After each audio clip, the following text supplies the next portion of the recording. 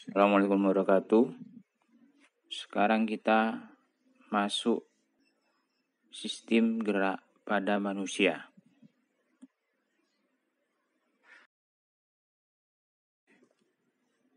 Sistem gerak pada manusia terdiri dari dua, yaitu yang pertama tulang yang bersifat gerakannya pasif. Dua adalah otot yang gerakan sifatnya aktif.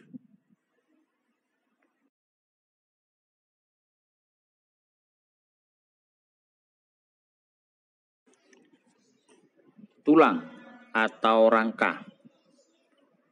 Rangka dalam tubuh sering disebut sebagai alat gerak pasif karena rangka tidak dapat melakukan pergerakannya sendiri tanpa adanya otot yang menempel pada tulang. Jadi, jika tidak ada otot yang menempel pada tulang, maka rangka tersebut tidak dapat bergerak. Fungsi rangka pada tubuh. 1. Membentuk otot. 2. Menopang tubuh. 3. Melindungi organ-organ dalam seperti jantung, paru-paru, lambung, banyak hal. Dan yang paling utama juga adalah tempat melekatnya otot.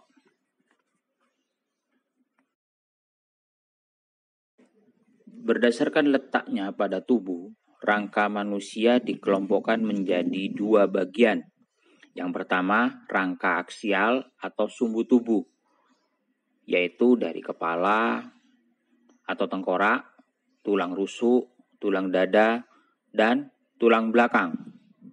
Yang kedua, rangka apendikular atau sekitar sumbu tubuh, seperti tangan yang ada di bagian dada, ada kanan, ada kiri, juga bagian kaki, kanan dan kiri, begitu juga bagian panggul. Itu termasuk dalam rangka apendikular.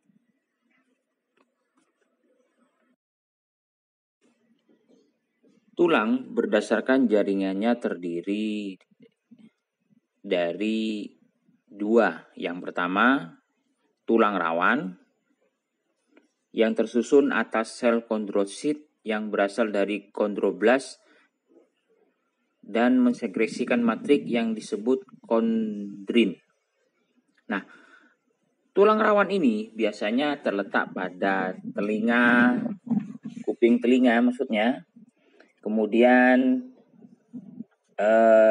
hidung, ya, di situ. Kemudian yang kedua adalah tulang sejati. Tulang sejati tersusun atas sel osteosit dari osteoblast dan mensekresikan matrik yang disebut osteon. Nah, ini terletak di kepala, tulang kepala, di lengan, di kaki, di banyak hal ya. Dan tulang sejati ini bisa mudah patah jika mengalami benturan yang keras atau memar.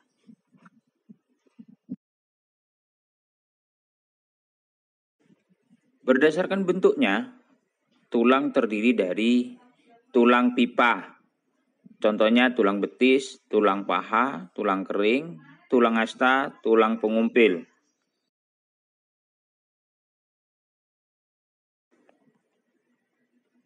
Kedua, tulang pipi.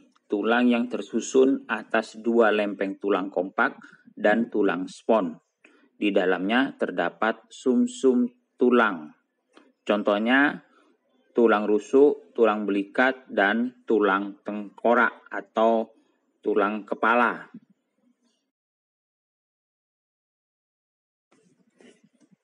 Ketiga, tulang pendek, yaitu tulang yang berbentuk kubus bulat kecil atau paku. Contohnya tulang pergelangan dan tulang telapak tangan dan kaki. Yang keempat, tulang tak berbentuk, yaitu tulang yang bentuknya tidak termasuk dari 3 kategori di atas. Contohnya apa? Tulang wajah, tulang rahang bawah, bukan rahang atas ya, tulang belakang, sama tulang pinggul. Loh, tulang pinggul kok bisa? Ya, karena tulang pinggul seseorang itu ada yang besar, ada yang lebar, seperti itu. Jadi tidak semuanya tulang pinggul seseorang itu sama. Antara pria dan wanita berbeda. Tulang-tulang dalam tubuh manusia saling berhubungan. Yang dihubungkan oleh sendi, sehingga memungkinkan terjadinya suatu gerakan. Berikut macam-macam sendi yang menghubungkan antar tulang. Sendi peluru, persendian yang dapat bergerak ke segala arah. Contohnya ada di lengan bagian atas yang berhubungan dengan gelang bahu, atau tulang paha dengan gelang pinggul. Terus yang kedua, sendi putar. Persendian yang mengakibatkan salah satu tulang dapat bergerak terhadap tulang yang lain yang sebagai porosnya. Contohnya tulang hasta dan tulang pengumpil. Ya. Atau pada tulang atlas dan tulang pemutar. Yang ketiga, sendi plana. Persendian yang memungkinkan gerakan kedua arah. Contohnya persendian pada telapak tangan dengan ibu jari. Yang keempat, sendi engsel. Persendian yang memungkinkan gerakan satu arah seperti gerakan pada pintu, yaitu pada sikut dan lutut. Yang kelima, sendi ovoid atau elips. Kedua ujung tulang berbentuk oval. Ini terletak pada pergelangan tangan.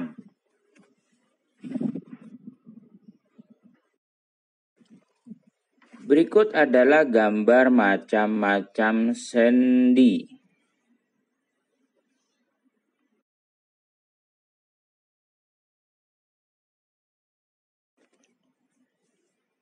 Otot merupakan alat gerak aktif karena mampu menggerakkan tulang.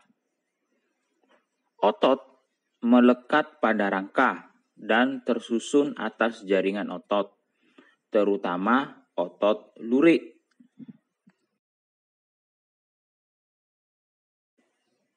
Cara kerja otot. Agar menghasilkan gerakan, otot bekerja dengan otot lain secara aktif dengan cara kontraksi atau memendek dan relaksasi atau memanjang. Pada saat berkontraksi, otot mengalami pemendekan atau pengerutan dan mengeras. Sementara itu, otot akan mengendur dan kembali ke ukuran semula pada saat berelaksasi. Kontraksi dan relaksasi pada otot akan menimbulkan suatu gerakan.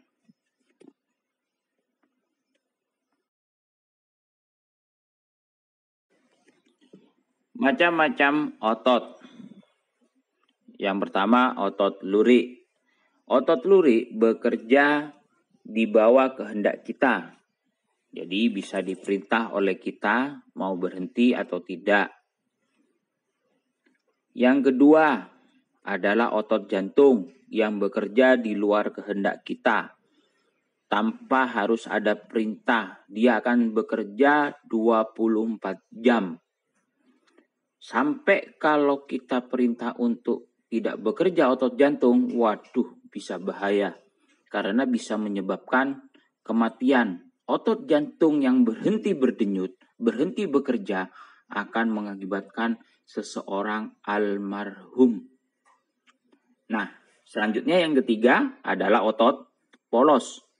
Otot polos ini bekerja bisa di luar kehendak kita, bisa juga di bawah kehendak kita. Jadi bisa kita istilahnya kalau pada tape atau pada rekaman bisa di pause sebentar, tapi tidak boleh lama-lama. Karena kalau di pause lama-lama atau kita hentikan lama-lama, bisa akan mengakibatkan kesakitan atau penyakit lain pada otot-otot yang lainnya.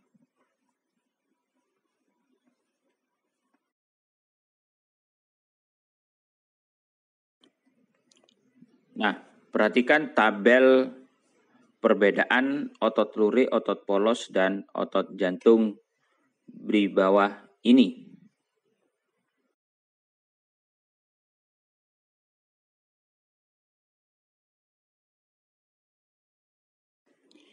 Gangguan pada sistem gerak. 1.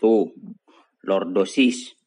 Jika ruang tulas belakang terlalu membengkok ke depan. Kedua, kifosis. Jika ruas tulang belakang terlalu membengkok ke belakang. 3. Skoliosis. Jika ruas tulang belakang terlalu membengkok ke samping, seperti huruf S. 4. Rangitis. Kurangnya vitamin D, sehingga osifikasi terhambat. Penderitanya biasanya memiliki kaki berupa atau kaki menyerupai huruf X atau O. 5. Osteoporosis. Penurunan massa tulang pada saat usia sudah lanjut. Osteoporosis ini juga disebut dengan pengkeroposan tulang.